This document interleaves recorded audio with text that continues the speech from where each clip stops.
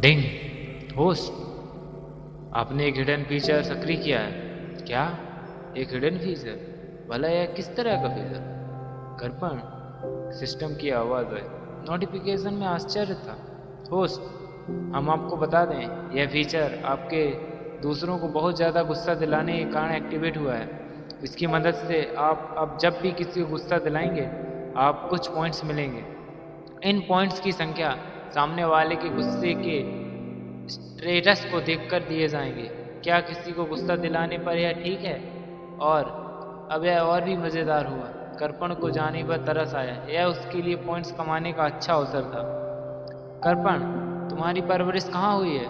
जानवी निराश हो गई। उसे याद आया कि कर्पण पहले बहुत विनम्र था और उससे आश्चर्य हुआ कि वह इतना कैसे बदल गया है। कर्पण लगभग हंस पड़ा। जानवी को अब भी क्यों लगता है कि उसे कर्पण से निराश होने का अधिकार है? यदि जानवी उसे परेशान करती है तो वह उसे पसंद क्यों करेगा? जानवी, इसे जाने दो, सुमित ने कहा। इसे ऐसे देखो जैसे तुमने बिन परवरिश के एक कुत्ते को खाना खिलाया हो। कर्पण ने अपना सर थोड़ा झुकाया और सुमित से पूछा, अच्छा, क्या वह स्वादिष्ट था? सुमित अब अपने गुस्से को रोक नहीं सका और गुस्से में बोला, क्या तुम सच में माफ़ी नहीं मांगना चाहते? ऐसा मत सोचो कि मैं तुम्हारे बीमार होने पर तुम्हें मार नहीं सकता। सुमित, रुक जाओ। कर्पण, मैं तुम्हें एक अच्छा लड़का समझती थी और तुम्हें बहुत मानती थी, लेकिन चीज़ें उसकी उम्मीद से अलग हैं। एक सुंदर लड़के का इतने बुरे लड़के में बदल जाना उसे बहुत निराश कर गया। मैं बस माफ़ी मांगना चाहती हूँ। क्या तुम मुझे माफ़ करोगे? क्यों नहीं? लेकिन कर्पण ने जानबूझकर अपना मुस्कुराता हुआ चेहरा सुमित के करीब धकेल दिया और बोला, मैं कुत्तों को माफ़ नहीं करता। सुमित पहले ही बहुत गुस्से में था, लेकिन कर्पण की इस बात से वह पागल हो गया। उसने कर्पण को थप्पड़ मारने के लिए हाथ बढ़ाया, लेकिन इस बीच कर्पण मुस्कुराया और अचानक उसकी मुस्कुराती आंखों में सुमित को लगा कि कुछ तो गलत है। वह रुकना चाहता था, लेकिन वह ऐसा नहीं कर सका और उसे थप्पड़ मारना जारी रखना पड़ा। कर्पण, कनिका की चीख एक तेज आवाज में दब गई। इससे पहले कि हर कोई समझ पाता क्या हुआ, सुमित फर्श पर गिर गया। कक्षा में शांति का माहौल हो गया। भुने हुए मांस की गंध हवा में फैल गई। कर्पण ने अपने चेहरे पर मुस्कान के साथ अपने हाथों को ब्रश किया, जैसे कि वह उन पर गंदगी साफ कर रहा हो। उसके चेहरे पर कोई नापसंदगी देखी जा सकती थी। उसके व्यवहार से स्पष्ट रूप से देखा जा सकता था, आह, मैं भूखा हूँ, मुझे लोगों से प्यार करने की भी शक्ति नहीं है। कर्पण ने नाटक किया। कनिका चुप हो गई और मन में रो पड़ी। भगवान, सिर्फ एक रात में कोई इतना कैसे बदल सकता है? उसने सुमित को हरा दिया। यह अविश्वसनीय था। कुछ लोग तो जोर जोर से सांस ले रहे थे। आज सुबह जो कुछ हुआ उससे भी सभी बहुत हैरान थे। जानवी अभी जो कुछ हुआ उस सदमे से बाहर आई और सुमित को पकड़ने के लिए अपने हाथ आगे बढ़ाए। क्या तुम ठीक हो? कर्पण, क्या तुम पागल हो चुके हो? उसने अचानक सुमित को क्यों मारा? अभी जो हुआ उसकी वजह से वह उलझन में थी। उसके चेहरे पर बने हाथ के निशान की वजह से उसका चेहरा पूरा बिगड़ चुका था। खड़े होने की कोशिश करते हुए सुमित ने कर्पण को ऐसे देखा जैसे वह किसी दुश्मन को देख रहा हो। कर्पण ने जानवी को देखा। मैंने अभी अभी उसे मारा है। अगर तुम उसे स्वीकार नहीं कर सकती तो उसके लिए जवाबी हमला कर सकती हो। कर्पण, हंसते आगे मत बढ़ो। वह एक सुंदर लड़की थी, वह दूसरों से कैसे लड़ सकती है? कर्पण ने नाक सिकोड़ी और जानवी की ओर देखा। चलो कनिका, कुछ खाने चलते हैं। कर्पण को खुद को पुकारते हुए देख कनिका हैरानी से चौंक गई और कर्पण को देखने लगी, जो दरवाजे की ओर चला गया था। वह जल्दी से उसके पास पहुंची और बोली, कर्पण, तुम क्या खाना चाहते हो? तुम बीमार हो, तुम्हें दवा लेनी चाहिए। कर्पण अपनी बीमारी का कारण जानता था। मुझे बस खाने की ज़रूरत है, जिसके बाद मैं ठीक हो जाऊंगा। लेकिन कनिका उसे घसीटकर अस्पताल ले गई। जांच के बाद उसके तापमान ने स्कूल के डॉक्टर को चौंका दिया था। तुम्हें बहुत तेज बुखार है, फिर भी तुम स्कूल क्यों आए हो? शरीर बहुत कमज़ोर है। स्कूल के डॉक्टर ने कर्पण को दवाई देने में मदद की और कनिका उसके लिए छुट्टी मांगने चली गई। डॉक्टर कुछ देर व्यस्त रहा और फिर वहाँ से चला गया, जिससे कर्पण अस्पताल में अकेला रह गया। वह बिस्तर पर लेटा हुआ था। उसकी दवाई में कोई ऐसी दवा थी जो लोगों को नींद में डाल देती थी, क्योंकि कर्पण को नींद आ रही थी। गंभीर सर्दी के कारण उसे लगा कि उसका शरीर भारी हो गया है। जब वह सो रहा था तभी उसे सिस्टम की आवाज़ सुनाई दी, होस्ट, आपके कमरे में कोई चुपके से आ गया है, यह खतरा हो सकता है। कर्पण ने सिस्टम की आवाज़ सुनी तो तुरंत अपने होश में लौट आया। अपनी आंखें सिकोड़ते हुए उसने बाईं ओर देखा। यूनिफॉर्म पहने एक लड़की उस अलमारी को खोज रही थी जहां स्कूल के डॉक्टर ने दवा रखी थी, जो अभी उस डॉक्टर ने कर्पण को दी थी। कर्पण ने अपना सिर हिलाया और बैठ गया। अरे! लड़की ने अपना सिर घुमाया तो कर्पण की नज़र में एक सुंदर चेहरा आया। वह एक सितारे की तरह चमक रहा था। वह परिचित है, मैं उससे कहीं तो मिला हूँ। हाँ, कल रात जिस लड़की से पुराने शिक्षण भवन में मिला था, यह वही है। उस लड़की ने जैसे ही देखा कि कुछ हुआ तो नहीं, अलमारी से 2 बोतल की दवा निकाली और अपने बैग में रख ली और अलमारी बंद की। फिर कर्पण की ओर चल दिया। उसने बिस्तर पर झुककर कर्पण को देखा और धीरे धीरे उसके पास आई। कर्पण को एक अजीब सी गंध ने घेर लिया। तुमने अभी क्या देखा? तुम दवा चुरा रही थी, कर्पण ने मासूमियत से कहा। लड़की का मुंह ऊपर उठा और उसका चेहरा तुरंत बिगड़ गया। कर्पण, क्या तुम्हें यकीन है मैंने दवा चुराई है? कर्पण ने मुस्कुराया और खुद को उससे दूर कर लिया। उसने पूछा, क्या तुम्हारे पास कुछ खाना है? लड़की का मुंह हैरानी से टेढ़ा हो गया। वह खड़ी हुई, उसने अपना बैग उठाया और कर्पण को घूरा। देखो, अगर तुम दूसरों को बताने की हिम्मत करोगी कि अभी क्या हुआ है, तो यह तुम्हारे लिए ठीक नहीं होगा। जिसके बाद उसने कर्पण को बिना किसी भाव के देखा, फिर खिड़की के बाहर निकल गई। बिना खाने के इतना घमंडी होने की तुम्हारी हिम्मत कैसे हुई? जैसे ही वह छात्र चली गई, कर्पण सोचने लगा कि वह कौन है। ऐसा लग रहा है कि कर्पण को जानती है, लेकिन मैं उसे नहीं जानता। वह एक अच्छा छात्र है, मैं उसे बाद में ढूंढ लूँगा। उसने बुखार के कारण कई दिनों तक आराम किया, जिसके दौरान स्कूल में सभी को पता चल गया कि कर्पण ने सुमित को मारा था। एक दूसरे की प्रेमिका को छीन लेना। इन गपशप करने वाले छात्रों ने कई शब्दों की एक रोमांटिक कहानी बनाई थी, जिसका विलेन कोई और नहीं बल्कि कर्पण बन चुका था।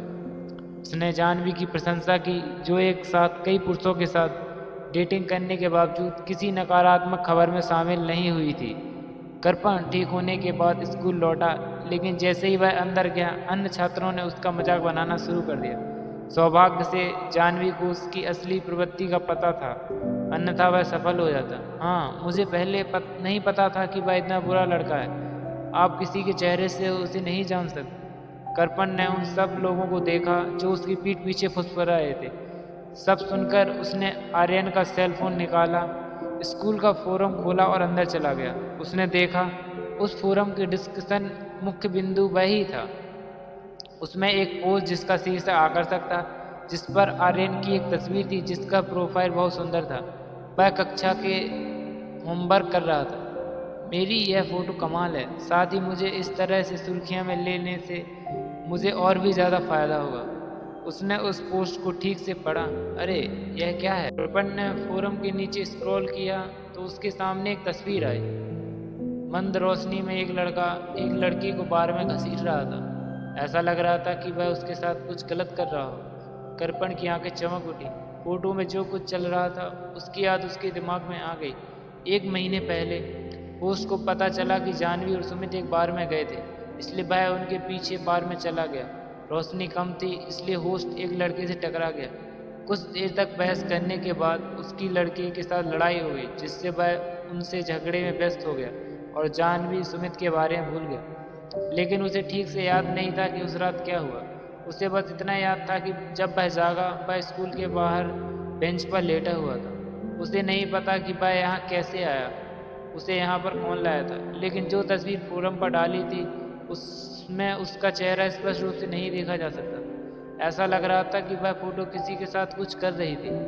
अब मुझे समझ आया, मेरा बार में उस लड़के के साथ झगड़ा कोई इत्तेफाक नहीं बल्कि सोची समझी साजिश थी।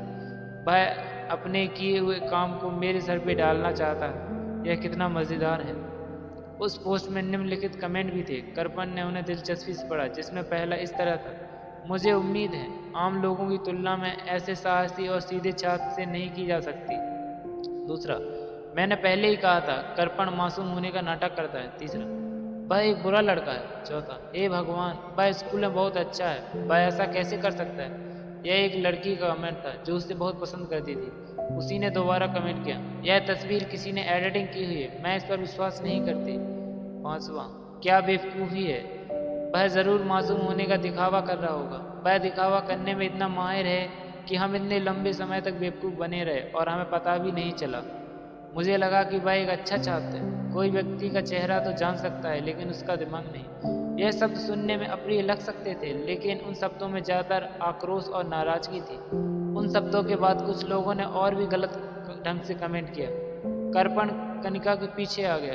कर्पण के कंधों पर हाथ रखते हुए उसने पूछा, क्या तुम ठीक हो गए? क्या तुम अच्छा महसूस कर रहे हो? हाँ, कर्पण ने हमेशा की तरह मुस्कुराते हुए अपना फ़ोन रख दिया। क्या तुमने नाश्ता किया? नहीं, कर्पण ने सिर हिलाया। ठीक है, आज मैं तुम्हें दावत देती हूँ। कर्पण, जिसने अभी कुछ नहीं खाया था, उसकी आंखें चमक रही थी। उसके चेहरे पर मुस्कान आ गई। उसकी मुस्कान को देखकर एक पल के लिए कनिका की सोच का चक्र फटक गया। थोड़ी देर के बाद उसने खुद को संभालते हुए कहा, ठीक है, तुम अपने पैसे खर्च करने वाले हो, मैं कई दिनों तक तुम्हारे साथ नाश्ता करूंगी। जब मेरे पिता मुझे पॉकेट मनी देंगे तो मैं तुम्हें एक अच्छी सी पार्टी दूंगी। ऐसे इंटरेस्ट। कर्पण एक सीधा साधा व्यक्ति था जो बिना किसी हिचकिचाहट के सहमत हो जाता है। चलो चले नाश्ता करते हैं। कनिका को पता नहीं था कि फोरम पर क्या चल रहा था। कैंटीन के रास्ते में उसने पाया कि बहुत से लोग उसकी पीठ पीछे कानाफूसी कर रहे थे। उसने एक छात्र को रोका और पूछा, आखिर हुआ क्या है? जब उसे पता चला कि बात क्या थी, कनिका ने गुस्से में अपना फ़ोन टेबल पर रख दिया। अगर मुझे पता चल गया कि यह किसने किया है तो मैं उसे अच्छा सबक सिखाऊंगी। तुम्हारे बारे में बदनामी करने वाला वह बहुत ही बुरा है और वे लोग भी कितने बेकार हैं, कुछ तस्वीरों पर गपशप कर रहे हैं। वह बहुत ही नाराज़ थी। तुम चिंता मत करो, मैं अपने दोस्त से डिलीट करने के लिए कहूँगी। उसने अपना फ़ोन लिया और जल्दी से एक मैसेज भेजा, नाश्ता ठंडा होने वाला है। कर्पण ने नाश्ते को कनिका की ओर बढ़ाया। अगर यह ठंडा होगा तो यह स्वादिष्ट नहीं होगा। कनिका चिल्लाई, क्या तुम नाराज़ नहीं हो? उन्होंने तुम्हारी इंसल्ट की है। कर्पण ने कहा, यह इंसल्ट किस तरह है? एक लड़का होने के नाते मुझे यह एक तारीफ जैसी लगती है। क्या अब इससे मुझे और भी लड़कियां पसंद नहीं करेंगी? कनिका हैरान थी। भला यह किस तरह का जवाब था? कोई किसी की बेइज्जती पर उसे पसंद क्यों करेगा? कनिका ने सोचा, क्या उससे उसकी रेपुटेशन लड़कियों के बीच खराब नहीं होगी? ऐसा लगता है अब वह बहुत बदल गया है। क्या अब उसे जानवी पसंद नहीं या वह किसी और के प्यार में आ गया है? मैं तुमसे तुम्हारे और जानवी के बारे में पूछना चाहती हूँ। मैं पूछना चाहती हूँ कि क्या तुम अभी भी उसे पसंद करते हो? कर्पण ने मुस्कुराते हुए कहा, मैंने किसी जानवरों के साथ रिश्ता बनाने का फैसला नहीं किया। कर्पण अब इतने जल्द ढंग से क्यों बोलता है? जानवी ने सोचा। तभी एक आवाज़ पूरी कैंटीन में गूंजी, कर्पण, तुम ऐसा कैसे कह सकते हो? जानवी गुस्से से लबलबा होकर आए और कर्पण से तेज आवाज में पूछा, क्या? जानवी की अचानक उपस्थिति के कारण कैंटीन में भोजन कर रहे छात्रों का ध्यान उस पर चला गया। वे कर्पण को ऐसे देख रहे थे जैसे वे उसे खा जाएंगे। जानवी बहुत सुंदर थी और कनिका भी उससे कम सुंदर नहीं थी। दो दो सुंदर लड़कियां उसके आसपास थीं, लेकिन फिर भी वह बार में जाकर मुंह मारता है। भला यह किस तरह का चरित्र हुआ? अपने सिर को हाथों से टिकाकर कर्पण ने जानवी की ओर देखा। इस तरह से चिल्लाने वाले मूर्ख जानवर किस कैटेगरी के होते हैं? तुम? जानवी ने खुद को बड़ी मुश्किल से संभाला। अच्छा, यह बताओ, तुमने उस लड़की के साथ बार में क्या किया? उसकी आवाज़ बहुत तेज थी, वह कैंटीन में गूंज उठी। कर्पण खड़ा हो गया। जानवी, तुम कौन होती हो मुझसे पूछने वाली? मेरे पिता या मेरी माँ? जानवी इस सवाल का जवाब नहीं दे सकी। वह ना तो उसकी प्रेमिका थी, ना अब उसका उसके साथ कोई रिश्ता था। ऐसी कौन सी योग्यता है जो उसे सवाल कर सके? लेकिन वह खुद को कमतर महसूस नहीं करने वाली थी, इसलिए वह क्रोधित होने से खुद को रोक नहीं सकी। कर्पण, हालांकि मैं तुम्हें पसंद नहीं करती, लेकिन मैं हमेशा तुम्हें अपने भाई की तरह मानती हूँ। उम्मीद करती हूँ कि तुम एक अच्छे लड़के बनोगे। तुम ऐसा कैसे कर सकते हो? हालांकि वह उसकी प्रेमिका नहीं थी, लेकिन एक साथ बड़े हुए थे, यह सोचकर कि वह उसका भाई है। जानवी अपने मन की बात कह सकती थी। मैंने पहले कभी तुम पर यह आरोप नहीं लगाया। तुम बिन बताए परेशानी खड़ी कर रहे हो क्योंकि तुम जवान हो, लेकिन हाल ही में तुमने क्या किया?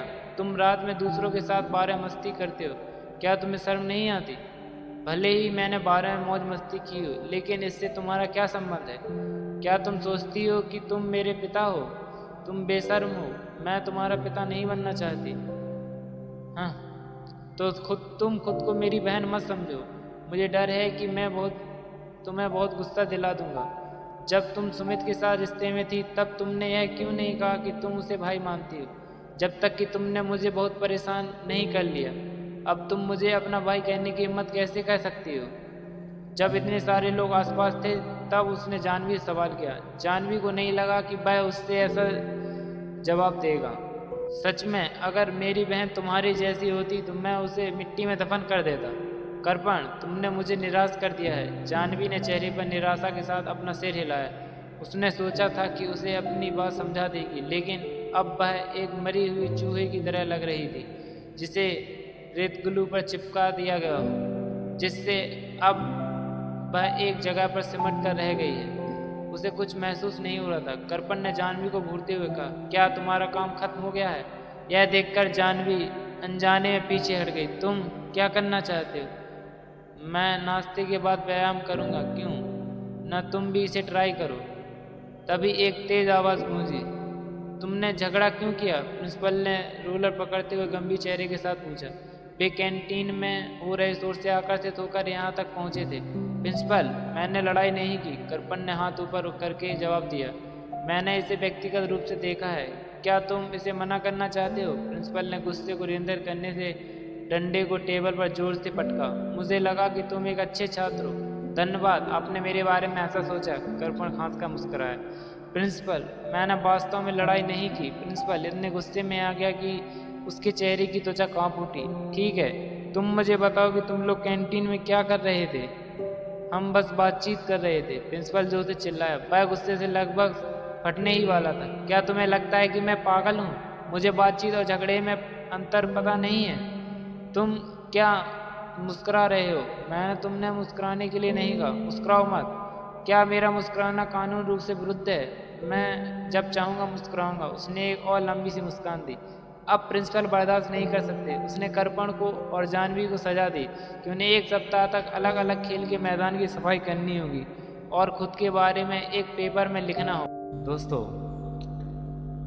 ये मेरी कहानी का पार्ट 4 है और मुझे बहुत ज़्यादा दुख हुआ कि आप लोग वीडियो को देख तो लेते हैं लेकिन सब्सक्राइब नहीं करते। मेरे अभी चैनल पर सब्सक्राइब देखो कितने कम से कम एक सब्सक्राइब में क्या जाता है। भले आपको स्टोरी पसंद आई हो या ना आई हो, लेकिन एक सब्सक्राइबर मुझे मोटिवेट करता है। प्लीज़ चैनल को सब्सक्राइब करिए और बने रहिए हमारी इस अनोखी कहानी के साथ जिसका नाम है सनम। फिर ना मिलेंगे हम दोबारा।